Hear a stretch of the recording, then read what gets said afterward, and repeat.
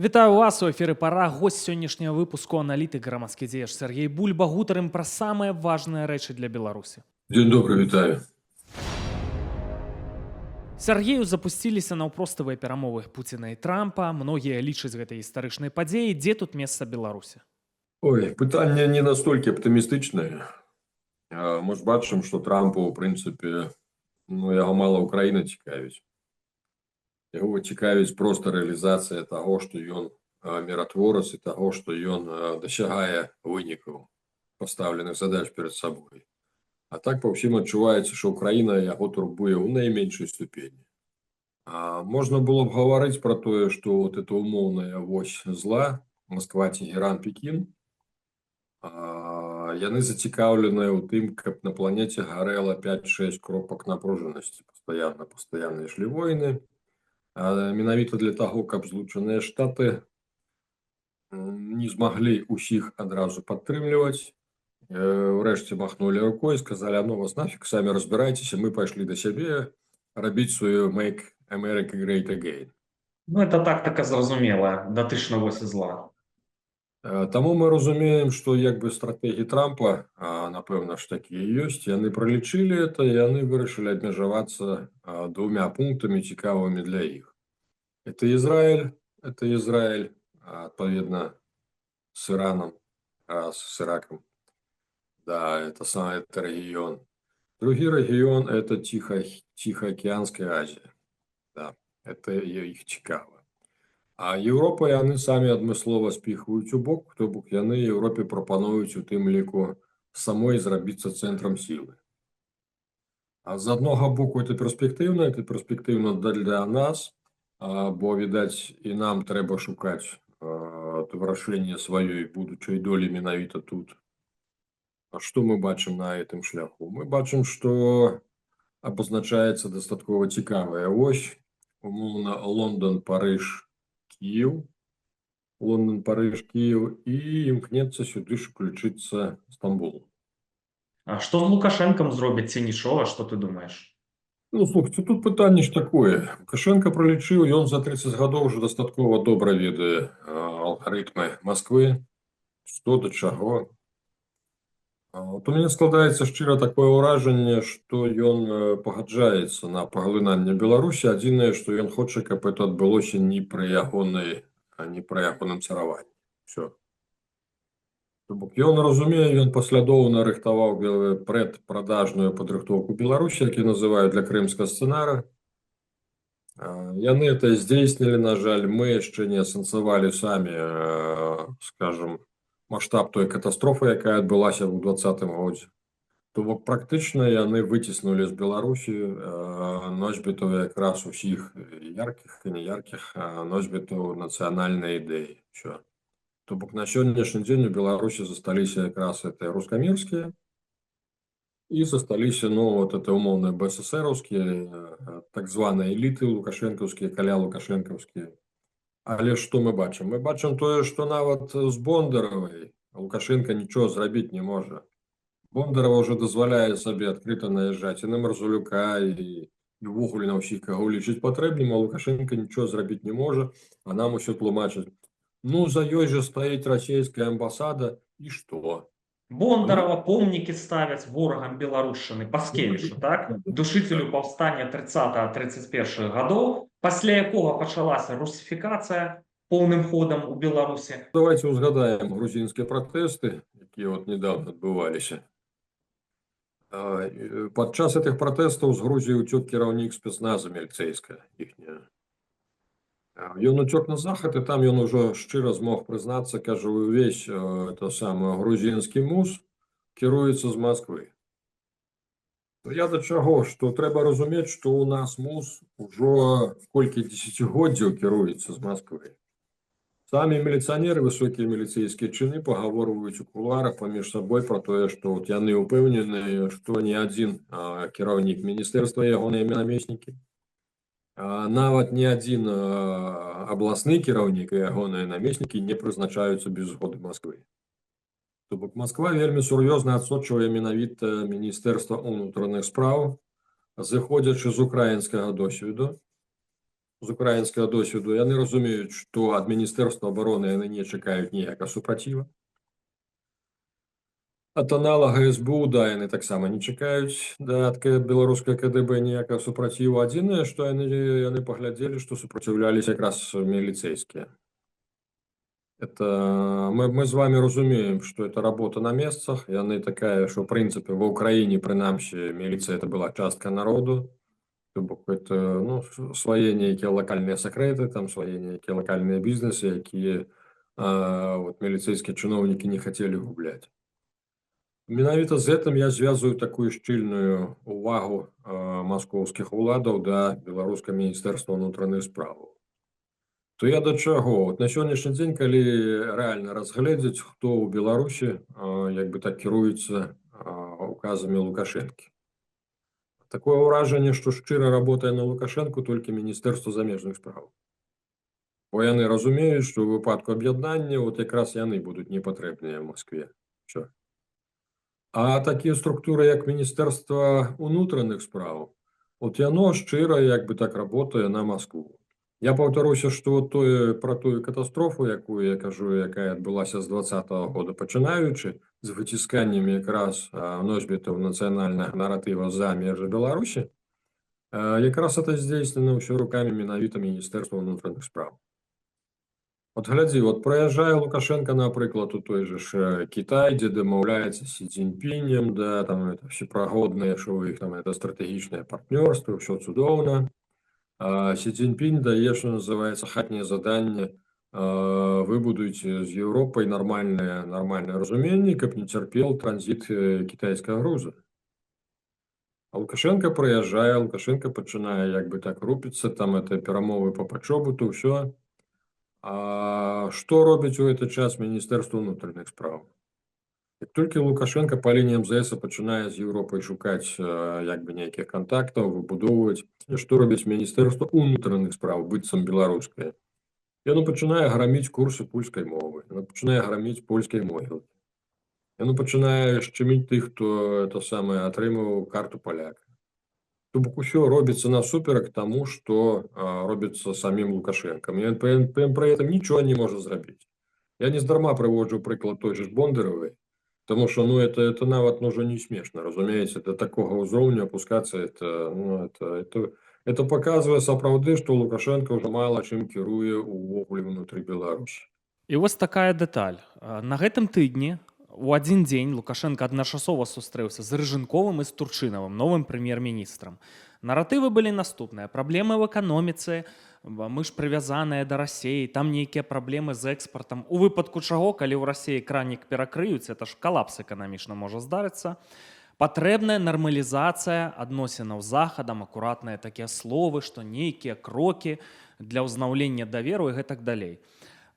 Такія крокі спрабавалі запускаць ужо ў 21 годзе. Спісы Васкрасенскага, мелася тады амністыя адбыцца і гэтак далей. Гэтага ўсяго не здарылася, таму што рыхтаваліся да вайны, напэўна, тады якраз рашэнні прымаліся, калі Лукашенко пра гэта ведаў. Рэпрэсіі працягнуліся з новай сілай пры тым. І вось зараз кажуць пра нармалізацыю з Захадам, а на Захадзе гавораць, што вам выстаўленыя ўмовы, так, пацяпленне рэпрэсіўнага клімату, ў першую чаргу выпуск палітвязняў, а гэтага не адбываецца. Таму што ці не даюць, ці Лукашенко разумее, што ў Маскве зразумеюць гэтыя ягоныя дзеянні як манеўр на Захад, ну і баіцца, што і з ім зробяць тое самае, што з Макеем. І атрымліваецца, што мы ў такім тупіку, неяк дыверсіфікаваць экспарт, неяк перастроіцца, завязацца з Захадам, манеўраваць ужо не атрымліваецца. Што, выходзіць, што ўсё, менты кіруюць Беларусю, нават не Лукашенко? Ну, роля сілавікоў, яна ж пасля 2020 года, яна рэзка ўзрасла. З аднаго боку, таму што мы з вами разумеем, што ў 20-м не Лукашенко перамог народ, які пратэставаў, а менавіта здрада сілавікоў прысягі свайму народу. А мы бачым, колькі было прадстаўнікоў іхніх і камітэтаўскіх, розных было менавіта ў адміністрацыі. На сённяшні дзень Лукашенко фармальна быццам бы адсоўвае іх, але ж, ну, на чым это адбіваецца? Да, ён шукае нейкія варыянты, ён шукае у тым ліку, ён сам прызнаецца, што займаецца селекцыяй, быццам бы шукае прыемніка для сябе. Ну і зараз вот это, да, перастаноўкі, яны якраз з гэтым і звязаныя. Падобна, што Ён разумее халоднае стаўленне Москвы, ён разумее, што ну, наўрад ці ён зможа зараз выбіваць з Москвы так же ж грошы і ўсё. То бок ён для нутранай эліты, для сваёй робіцца, ну ён паказвае, што ён уже не вельмі здольны вырашаць на ўсходзе. А для іх это крытычна, разумееце. А хто зараз увогуле начальнік у Беларусі, шэф? Калі Лукашенко ўжо можа толькі там міністэрствам замежных справаў займацца, там мяняць нейкіх там прэм'ер-міністраў і так далей, хто Беларусю кіруе рэальна, што за асобы? Ну, я не думаю, што размова пра канкрэтных асобаў. Хутчэй это самае нешта калегіяльнае адбываецца. Ну, давайте рэальна разумець, Расія ўсё больш паглынае беларускі суверэнітэт, яна робіць это паслядоўна. Ёй не хочацца, каб быў выбух. Яны гісторыю памятаюць, што заўсёды ў нас заканчвалася это паўстаннямі. Чаму яна зараз паслядоўна, як той камоцкі варан, укусіўшы, скажем, прыснуўшы атруту цела ахвяры, ходзіць увесь час побач і чакае, пакуль ўсё ж таки тушка спруцянее, каб можна было ўжо паглынуць цалкам. Да. То бок яны паслядоўна, яны здзяйсняюць сваю канцэпцыю. Тое, пра што мы гаварылі ў 1996, тым ліку я пратэставаў, выходзілі мы тады супраць вот этого саюзнага дагавору, таму што мы разумелі, чым это завершыцца. На жаль, Лукашенко вырашыў, што ён самы хітры, што ён усіх абдурыць, і што калі дзюдзіка гадуюць і чухаюць за вушкам і расказваюць, які ён слаўны, што это гаворыць пра тое, што яго любяць, а не тое, што яго сажуць там для якога-небудзь дня святого октября, блин. То бок мы зараз на фінальнай стадыі. Па сутнасці, што яшчэ засталося не падпісанае. Надпарламенцкія структуры тое, што яны гавораць, і адзіная фінансавая сістэма, да, ўсё астатняе ўсё ўжо падпісалі. Ці яшчэ што засталося. Ужо падпісанае тое, што Расія можа это самае войскі размяшчаць тут на беларускай тэрыторыі. Хаця я, напрыклад, задаю пытанне, які статус той же ж, напрыклад, базы Зябраўка і Бокова. Вот яны аціснулі у беларусаў саюзнічкаў 2 аэрадрома, якія ў прынцыпе у непасрэднай блізкасці да украінскай мяжы. І што? Вот які статусы яны носяць? Я, напрыклад, ведаю тое, што дэлегацыя беларускага следчага камітэту, калі унутры на тэрыторыі Зябраўкі, там ж ваенны гарадок, і беларусы там жывуць, у прынцыпе, то калі следчы камітэт меў неабходнасць заехаць туды расследаваць злачынства, такі проста не пусцілі. Яны перашмургнулі аўтамат, даслалі патрон-патроннік і паслалі беларусаў на 3 літры. Хаця там самы малодшы быў маёр па званні. То бок пра што мы? То бок русакі ўжо робяць, што хочуць, і ўсё. Сергею, і ў гэты момант Лукашенко, які, як мы з табой зараз высветлілі, можа быць не самы плохі, што это вот гэтыя рэпрэсіі, можа быць, это ён бы ўжо ў 21 годзе б спыніў, а вот не далі, маскалі не далі, ФСБшнікі і менты, вось гэты вось карпаратыўны орган, які Беларусю кіруе, а Лукашенко штосьці процідзейнічае, вот это все яны. І ён прызначае сваю інаўгурацыю на 25 сакавіка, на Дзень волі. Няўжо б пачаў задумвацца, што, можа быць, это Дзень волі, сапраўды нацыянальнае свята не такое для яго варожа, і тут ёсць нейкі сімвалізм. Як ты думаеш? Яны глубяцца, як толькі хочуць. Калі мы памятаем, што Пуцін заявіў пра ўвядзенне ядзернай зброі на беларускую тэрыторыю, таксама на 25 сакавіка. Дэманструючы, што якраз няма ў вас ніякай незалежнасці, вот што хачу і раблю ў ваше свята. Вот і ўсё. Украінцы і амерыканцы мелі кансэнсус, прапанавалі Пуціну 30-дзённае перамір'е, каб потым працягнуць перамовы ў канструктыўным ключы. Пуцін адхіліў гэтую прапанову, не пагадзіўся. Што можа быць далей? Это ж все ўплывае на Беларусь, на ўвесь рэгіён. Ну і для нас тут могуць быць пэўныя магчымасці, но як табе здаецца, з чым это все вот можа, як это можа далей працягвацца? Трампа мы бачым это самае псіхатып бізнесмена такога з 90-х гадоў. Малиновый пиджак, золотая цепура, черный пистолет, да. Это самое. Вот ён также ж себе поводить, як браток з 90-х гадоў, кидывае прамацовачку, прымушае чалавека выйсці, што называецца, зоны комфорту, і пачынае пасля этого вывучаць і глядзець, дзе нанесці удар, да. Вот тое ж самае было разуменне, што спачатку ён также ж моцна цісне на Украіну, а пасля чаго ён также ж зоймецца Расіяй. А вот тут вот вылазіць на паверхню тое пытанне, што ў прынцыпе яму мала цікавы гэты рэгіён. То бок для Трампа зараз самае галоўнае саюз, то самае саюз Китая і Расіі ўсё ж таки максімальна расцягнуць па розныя бакі.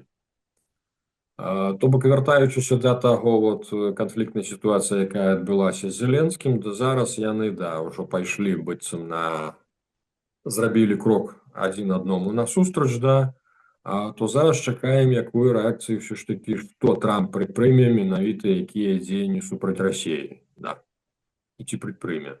Лагічна было разумець, што ён так жа ж будзе шчыміць, так жа ж правакаваць Расію, але ж мы бачым, што гэта не адбываецца. Ну, яшчэ паглядзім па справах, што будзе. Сяргей, ну калі разглядаць найгоршы варыянт, так, што нічога не выйдзе, што Украіна, ну так бы мовіць, схематычна не будзе пераможцам у гэтай вайне, мір будзе заключаны не на умовах Украіны, нічога добрага не выпадае для Беларусі, безнадзейная сітуацыя. Ну выходзіць, што, як ты сёння апісаў, мы маем такую ФСБшна-міліцэйскую акупацыю ў Беларусі з эфектыўным кантролем там і гэтак далей. Можна это трактаваць як акупацыю? Я думаю, на жаль, так і ёсць. На сённяшні дзень Беларусь это краіна пад акупацыяй, І адзіны шанс, які ў нас можа быць зараз, это калі нешта такое вось адбудзецца падчас гэтых перамоваў. Напрыклад, не будзе кансэнсуса ў Пуціна з Трампам, Пуцін жа Трампа паслаў, і нейкім чынам зменіцца дынаміка, што там, не ведаю, забяспечыць Украіну зброяй, будзе адкрыты канфлікт, Трамп псіхане. Все спадзевы на Трампа, якога ты параўнаў з братком у малінавым пінжаку, ну паглядзім, што будзе адбывацца. А вось што тычыцца акупацыі Беларусі? Калі ёсць акупацыя, то ёсць і гестапа. І днямі мы пабачылі гісторыю. Расейскі комік Астанін, я пра яго не ведаў, неяк у Расіі пажартаваў няўдала пра героя СВО без нагі, які там міласціну ў метро просяць. І крымінальную справу распачалі, і ён паспрабаваў уцекчы ў Беларусь на расейска-беларускай мяжы, што цікава, так, не такая ўжо яна суперадкрытая. Яго затрымалі лукашэнкаўскія сілавікі, ну ці не лукашэнкаўскія, а тыя, што Крымлю служаць, ужо не ведаю, як фармуляваць. І ну маглі ж проста затрымаць і перадаць, а там пераламалі рэбры, зламалі хрыбетнік, у інвалідным вазку ён не сядзіць, ну цяжкія траўмы. Слухай, ну як, што ты пра гэта думаеш? Увогуле, што это за тэндэнцыі, як да гэтага сілавікі ўнутры Беларусі ставяцца? Какая тут тенденция? Меня больше хвалюе тое, што глядзі.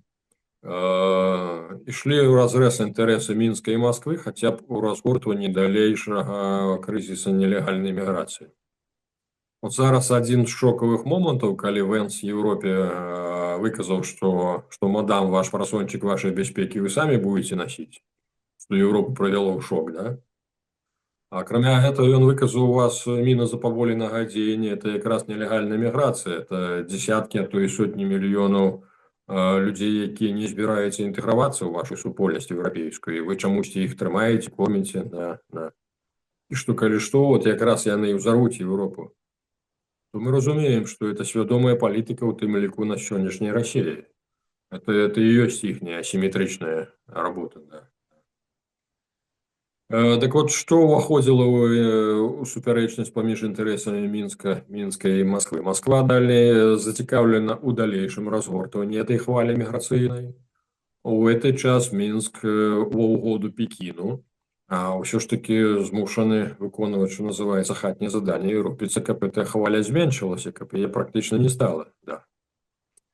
Што адбываецца на гэтым этапе? На гэтым этапе адбываецца тое, што Москва і Мінск прымаюць узаемапрызнанне візаў, то бок беларусы прызнаюць расійскія візы, а русакі прызнаюць беларускія.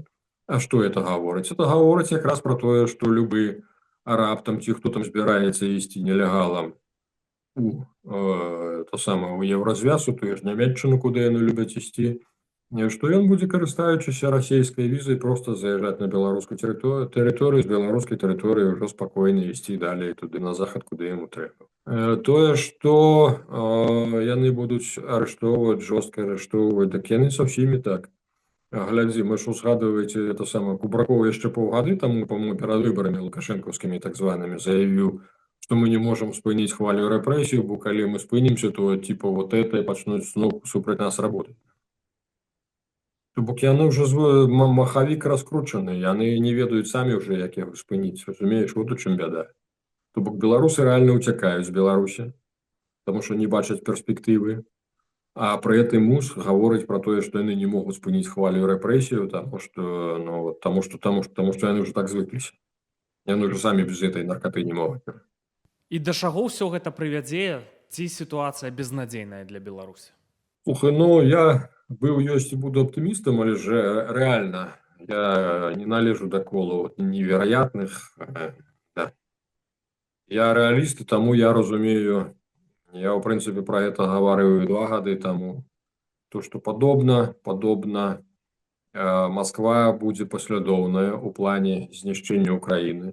То бок мы бачым 14 год яны прыйшлі, адкусілі кавалачак, а потым это самае заключылі нейкі мір, далі сабе магчымасць аднавіць узброеныя сілы. Прытым мінскі мір. Да, тымі самымі мінскімі пагадненнямі, да. Потым 22 год яны прыйшлі, яшчэ кавалак адгрызлі. І то бок мы з вами бачым, што ніхто не збіраецца весці перамовы наконт вяртання захопленых Расіяй тэрыторый. Максімум ідзе размова пра замірэнне па лініі боесутыкнення, ўсё. Спадзяюцца, што Пуцін памрэ і тады дыпламатычным шляхам вернуць. Ну, але ж мы разумеем пра тое, што ўсё намякае на то, што будзе 3-я серыя. Пуцін не спыніцца, ён не збіраецца спыняцца. І там мала залежыць, мы ж з вами разумеем, што можна жартам ставіцца да гэтай інфармацыі, але ж там сапраўды нешта першы Пуцін і апошняй версіі Пуціна яны малападобныя, яны візуальна ўжо малападобныя. Я чуў сярод беларускага паходжання маскоўскіх генералаў яшчэ на ўзроўні 2003 года, што першага Пуціна, рэальнага Пуціна ўжо даўно няма ў жывых. Дык гэта калі было. Да?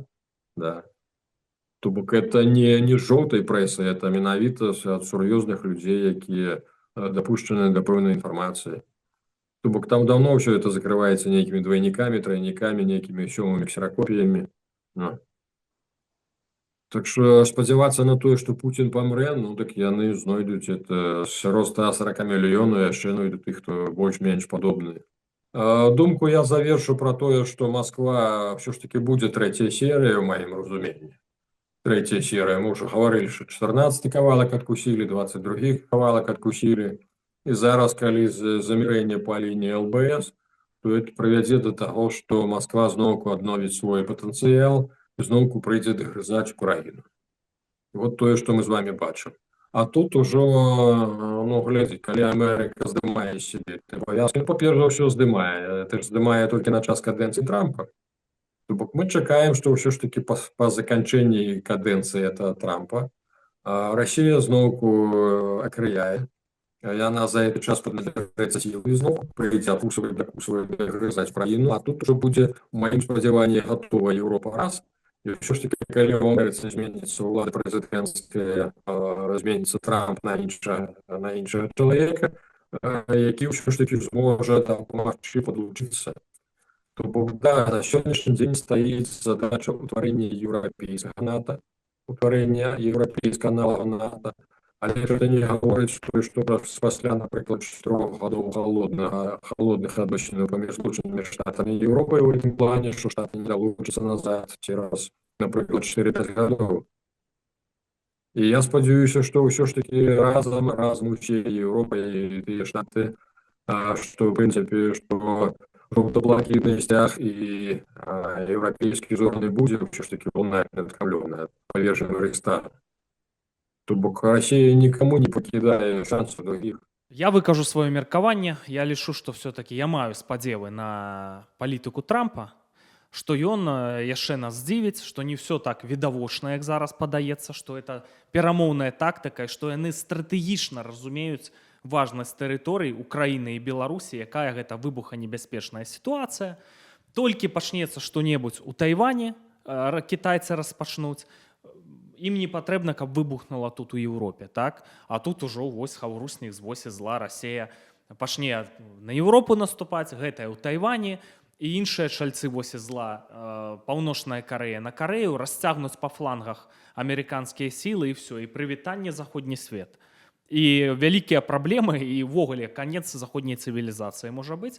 І з гэтай прычыны зараз прэвентыўна яны вымушаныя прадпрымаць меры, а Беларусь яна проста выбуханебяспечная усім суседзям, всёй Европе. Тут і ядравыя сцэнары. Таму я маю пэўныя спадзевы, тэарэтычныя, давайте я нават так скажу, што зараз ужо падчас гэтых перамоваў могуць быць нейкія развязкі і добрыя навіны для нас. А ўсё ж такі, Сергей, калі твой сцэнар, так? Калі это все дойдзе да буйнога процістаяння з задзейнічаннем беларускага плацдарма паміж Расіяй, паміж Еўропай, калі там той сцяг можа залунаць над Крымлём, жоўта-блакітны сцяг еўразвяза, калі па таймінгу гэта можа быць? Мы ўжо з кійкамі будзем старыя хадзіць? Ну, глядзі, яно ж 14, 22, 8-10 гадоў. То бок, ну, калі вот пачынаўся гэты этап вайны, я ва ўкраіне, напрыклад, гаварыў, што ўсё ж такі веру ў тое, што мара Залужнага праехацца на бэтары па Чырвонай плошчы, яна рэалізуемая пытанне толькі 28-29, ну а зараз мы разумеем, што это недзе будзе там пад 30. То бок, по-моему, непазбежна. Москва ўсё ж такі прымусіць, яна сваімі дзеяннямі, яна дастане ўсіх. А яны паказваюць, што яны не збіраюцца спыняцца, вот у чым задача. Гэта, канешне, вельмі сумная гутарка, стаўленне суседзяў да нас, неразуменне стратэгічнай значнасці Беларусі. З такім-то народам, такім працавітым, крэатыўным народам, як беларусы, у разе нейкіх пераменаў нічога не трэба выдумляць ніякіх ровараў. Беларусы все самыя зробяць, каб зрабіць моцную, незалежную, дэмакратычную дзяржаву, там, дзяржаву мару і гэтак далей. Ну, ўжо паказалі гэта нават вот сектары КТ, як это ў Літве развівалася, у Польшы, ва Ўкраіне. І проста на галаву вушэй беларусы былі, так, вельмі такі вось перспектыўны сектар. А тут і транзітная краіна, важная ў стратэгічным сэнсе. Карацей, добрая перспектыва ёсць. Но калі ты называеш 30-е гады і плюс з варыянтамі вайны, ну сумна пра гэта гутарыць, а датычна кароткатэрміновых ці хаця б сярэднетэрміновых перспектываў, ці маем мы нейкія шансы, як ты думаеш? Можна гаварыць пра тое, што патэнцыял нацыі накапліваецца цягам 10-12 гадоў. То бок, трэба разумець, калі ў нас уздым быў у 20-м, то зараз 25-м мы яшчэ да дна не даляцелі. І наколькі зараз ужо актыўнасць нашых землякоў упала, таму што кожны ўключаецца зараз проста ў выжыванне. Свая нутраная эміграцыя, ўжо ніхто не хоча ні на якія святы хадзіць, ні на якія мерапрыемствы. Народу выжываць трэба, людзям трэба выжываць, разумееш? Якраз добры час для закладвання якраз сістэмнай работы. Ну да, вот узгадываем то, что недавно поднималось пытанне, тое, что Европа разом с Америкой на вот эту белорусскую новую позицию выделила каля 370 миллионов. Яны так незаўважна прайшлі, як быццам іх нават не было, да? То бок беларусы умудрыліся вот такія грошы так, ну вот так гарманічна схаваць, нічога не зрабіўшы за гэтыя грошы, нават ніякай сур'ёзнай імітацыі не правёўшы. Што ў свеце зразумелі, што гэтым людзям, вот з гэтым здольнікам, колькі не дай, яны ўсё схаваюць, ніхто не заўважыць. Сергею, дзякуй табе за гэтую гутарку. Шаноўныя гледачы, чакаю вашых каментароў. Падпісак чакаю, падтрымкі, там у апісанні пад гэтым відэа ёсць спосабы, як падтрымаць, хоць я разумею, большая частка гледачоў у Беларусі, якая там можа быць падтрымка. Шаноўныя сябры, ну, сумная гутарка, так, сумныя часы, і я вельмі спадзяюся, што праз кароткі час з'явяцца пазітыўныя навіны датычна Беларусі і з'явяцца варыянты 30-х гадоў, не трэба будзе чакаць. Да сустрэчы.